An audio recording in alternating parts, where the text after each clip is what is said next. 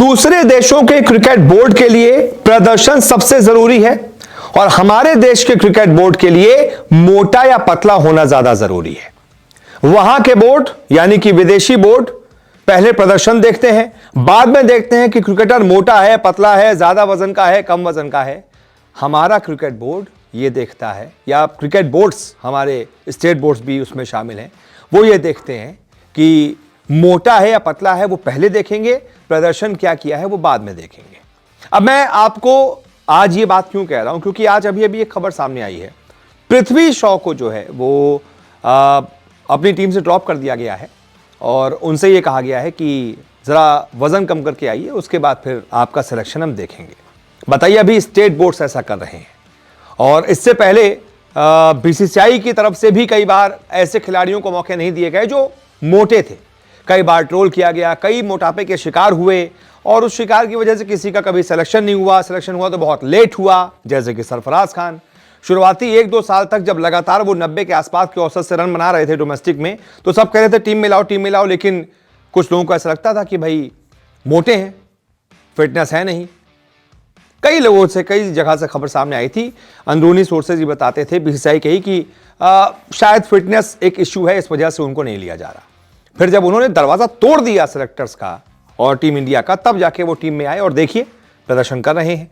तो मैं आपको अपनी इस रिपोर्ट में वो खिलाड़ी जिन पर मोटा होने का टैग लगा लेकिन उसके बावजूद उनका प्रदर्शन कैसा रहा, और विदेशी खिलाड़ी जिनको उनके बोर्ड खेलने की परमिशन दे रहे हैं, कोई दिक्कत नहीं है, वो मोटे हैं, पतले हैं और उन्होंने प्रदर्शन किया भी है, ये मैं आपको स्टैट्स अपनी इस रिपोर्ट में दिखाता हूं। फिर आप ही तय कीजिएगा कि हिंदुस्तान में जो ये किया जा रहा है ये सही है या विदेशी बोर्ड जो करते हैं वो सही है। अब इस लिस्ट में सबसे ताजा नाम तो पृथ्वी शॉ का ही है। पृथ्वी शॉ को टीम इंडिया से कई मौके मिले, लगभग अदर अंतरराष्ट्रीय क्रिकेट करियर की उनकी बात की जाए तो पृथ्वी शॉ ने टीम इंडिया से 12 मैच खेले हैं। 36 के अच्छे औसत के साथ उन्होंने 528 रन बनाए हैं, एक शतक भी ठोका, 2 अर्धशतक भी लगाए। डोमेस्टिक में लगातार अच्छा कर रहे हैं, लेकिन इनको सिर्फ इसलिए टीम से बाहर कर दिया गया। और सिर्फ यही नहीं, ये तो यहां का डोमेस्टिक है, ये काउंटी में भी जाकर शतक पर शतक ठोक कर आए हैं। उसके बावजूद टीम इंडिया में मौका मिल नहीं रहा। रही सही कसर अब रणजी टीम है वहां पर भी पूरी हो गई, वहां से भी मना कर दिया गया। तो भाई मैं तो पूछना चाहूंगा कि जो आपके यहाँ 6 पैक वाले प्लेयर्स हैं, हमारी टीम इंडिया में भी हैं 1-2, अभी हाल ही में जो मैच हुआ था न्यूजीलैंड के खिलाफ, आपको समझ में आ गया होगा कि वो 6 पैक लेकर अंडा दे रहे हैं। पहली पारी में अंडा बना रहे हैं, दूसरी पारी में मुश्किल से मुश्किल 10 या 20 बना पा रहे हैं। तो वो 6 पैक वाले प्लेयर आपको चाहिए या फिर वो प्लेयर जिनका वजन किसी वजह से ज्यादा है लेकिन वो परफॉर्म कर रहे हैं, बड़ी टीम के खिलाफ भी परफॉर्म कर रहे हैं, 150 बना रहे हैं, 100 बना रहे हैं, या आपके लिए वो जरूरी है। खैर, इस पर आऊंगा। लेकिन पृथ्वी शॉ की बात की काउंटी में भी प्रदर्शन किया, यहां भी प्रदर्शन किया, डोमेस्टिक में भी प्रदर्शन किया, लेकिन फिर टीम से बाहर कर दिए गए कि भाई आप मोटे हैं। अब इस लिस्ट में दूसरा नाम सरफराज का इसलिए क्योंकि ज्यादा लंबे समय तक उन पर भी ऐसा ही मोटा होने का टैग लगा और टीम इंडिया में उनकी एंट्री बहुत लेट हुई इस वजह से। और देख लीजिए, जब से उन्होंने टीम इंडिया से एंट्री की है, 4 मैच खेल चुके हैं, लगभग 60 के शानदार औसत के साथ 350 रन ठोक चुके हैं, एक शतक भी लगा चुके हैं जो 150 उन्होंने बनाए थे न्यूजीलैंड के खिलाफ, और 3 अर्धशतक भी लगाए हैं। यानी कि लगभग हर मैच में परफॉर्म करके दिखाया ही दिखाया है। और इनको आप क्या कहते थे, मोटा है इसीलिए टीम में नहीं लिया जाना चाहिए। लो, जो 6 पैक वाले हैं उनको रख लो और उसके बाद वो वही करेंगे जो आमतौर पे वो करते आए हैं। चाहे आप वर्ल्ड कप का फाइनल ले लीजिए, मतलब कोई भी बड़ा मौका होगा, वो 6 पैक वाले प्लेयर जो हैं वो दिखा देंगे कि हमसे ज्यादा कमाऊ, हमसे ज्यादा रन बनाऊ, हमसे ज्यादा इंपॉर्टेंट प्लेयर वो हैं जिनको आप हमारे 6 पैक की वजह से इग्नोर कर रहे हैं। हमसे ज्यादा परफॉर्मेंस उनकी है, लेकिन हम सिर्फ इसलिए टीम में हैं क्योंकि हमारे 6 पैक है, हम फिट हैं। खैर, इस लिस्ट में अगला नाम कप्तान रोहित शर्मा का। अभी बीच में उनको भी बहुत ट्रोल किया गया था, मोटे हैं, पेट निकल आया है, लेकिन भाई अंतरराष्ट्रीय करियर देख लो उनका।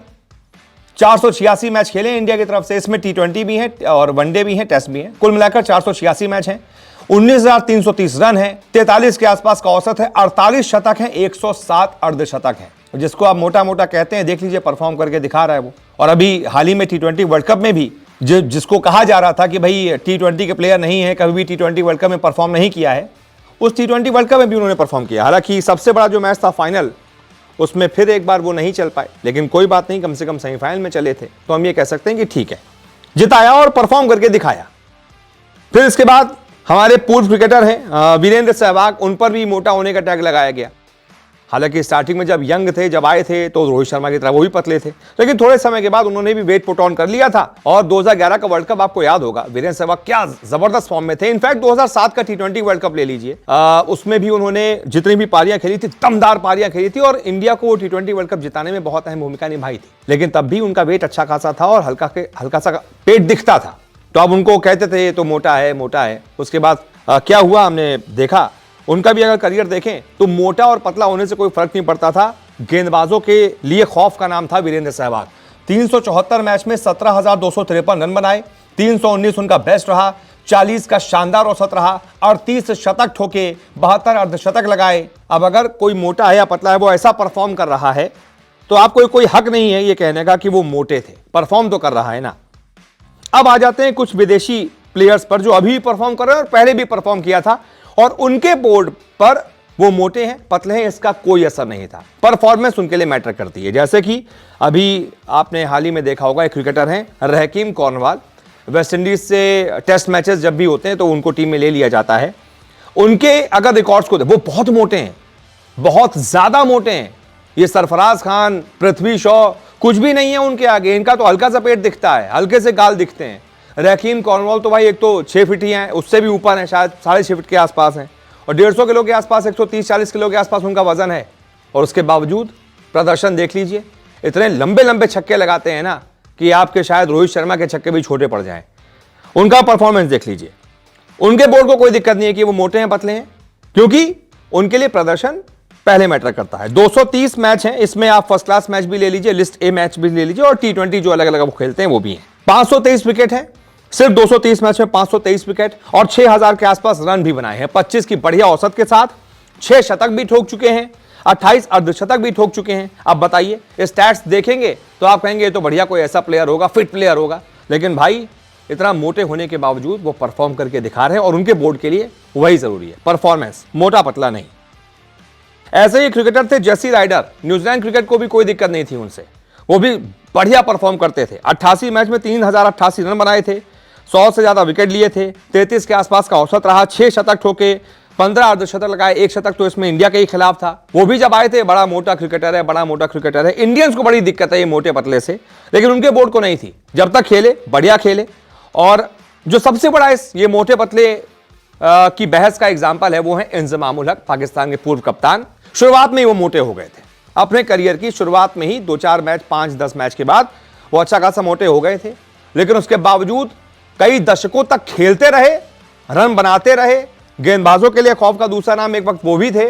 और देख लीजिए उनका स्टैट्स, लगभग 500 के आसपास मैच खेले हैं, 20,580 रन हैं, 329 उनका बेस्ट है, 43 के शानदार औसत है, 35 शतक हैं, 129 अर्धशतक हैं।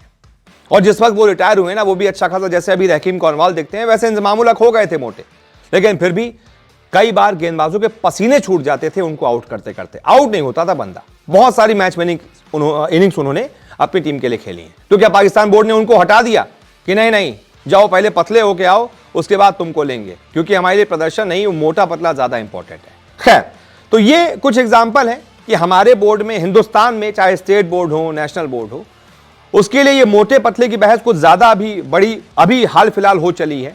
बाकी दुनिया के लिए कोई दिक्कत नहीं है, वहां पे मोटे पतले सब खेल रहे हैं, उनके लिए परफॉर्मेंस मैटर करता है। और हमारे बोर्ड के लिए अभी ये मोटा पतला की बहस ज्यादा इंपॉर्टेंट है। अब आप तय कीजिए इसमें कौन सही है, कौन गलत है। बहुत बहुत शुक्रिया इस बोर्ड को देखने के लिए।